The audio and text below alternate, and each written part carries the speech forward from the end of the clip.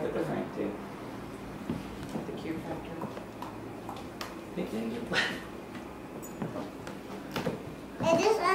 Alright. Hi. I just got done picking the last bit of our grapes. It's November 5th. And I'm off to Atlanta tomorrow morning. But before I go, I want to talk a little bit about the place of salad in a holiday meal. What I have in front of me here is radicchio, endive, and some arugula that I pulled out of the garden that just sprouted up wild. And this will just be a relatively simple two-part recipe. I'm going to show you how to make the dressing that I make here at home, and then the salad. And I kind of wanted to proselytize a little bit about salad as opposed to just starting to drink beer now and letting Laura do this recipe tomorrow. I think that a lot of the time people forego salad in a holiday meal and just eat heavy stuff. And even if you're a fan of eating a bunch of really heavy food at Thanksgiving and at Christmas, as we all are, I think fine, great. But everybody will feel better and be able to eat more heavy food if they eat a little bit of salad somewhere along the way. So this is just my version of this, but you can make it any number of different ways. And I would encourage you to just make something simple and piquant, something that has a lot of citrus, a lot of acid, something that's going to cleanse your palate for all those heavier things that you're going to eat. And it ought to pair very well with something like rosé, which we're going to release for the first time next Monday. So with that, I'll start with the dressing. This is an old jar. Much like mayonnaise, a lot of people find the idea of making homemade salad dressing to be totally mystifying, but it's actually really simple. There are more ingredients here than you actually even need, too. This is olive oil. A little bit of olive oil. I don't know, you tell me how much is in there. I'm going to say 4 tablespoons. I put that there. Some vinegar. This is red wine vinegar. I love red wine vinegar. Balsamic vinegar gets a lot of press. I use red wine vinegar for everything and I love it. Most people won't put lemon juice in their salad dressing. It's something that I think you very seldom find in salad dressings you buy in the store, but I love it. And if you're going to pair your salad with some very light, relatively acidic wine, I think lemon juice really helps bring out those same citrusy flavors from the wine. And that is 2 heaping teaspoons of salt right there. And a little bit of ground pepper. I just prepared all these ingredients in advance to make this quick and easy. And that is a couple of tablespoons of whole grain mustard. You don't have to have that, but your classic French style vinaigrette does have some kind of either Dijon or whole grain mustard. And garlic. I always put garlic in my vinaigrette. This is garlic from my garden, which happens to be delicious.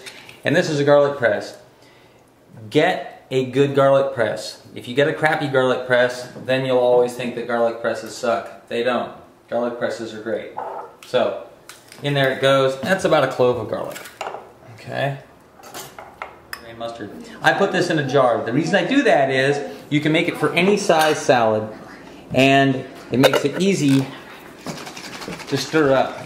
You put this in a bowl and then do it, it's a heck of a lot harder to whisk it than it is to just put it in a jar and do that, and there you go, all emulsified. Okay, so there's my dressing, and I'll use as much or as little of this as I want depending on the size of salad that I've got. Roughly speaking, use a ratio of 2/3 oil to 1/3 vinegar and lemon juice.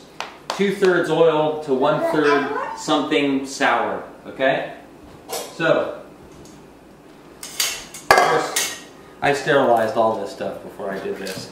Now, this salad in particular is going to be a lot more powerfully flavored than something like, say, Bib lettuce is, right? Because for those of you who've had endive,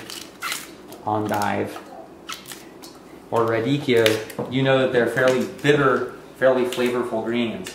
So my thinking there is I don't have to force a lot of lettuce down people's throats, and I don't have to take up a lot of space on the plate. I can just make something that is a really good counterpoint to the rest of the holiday meal, and I don't have to take up a ton of space, either on the plate or in the kitchen.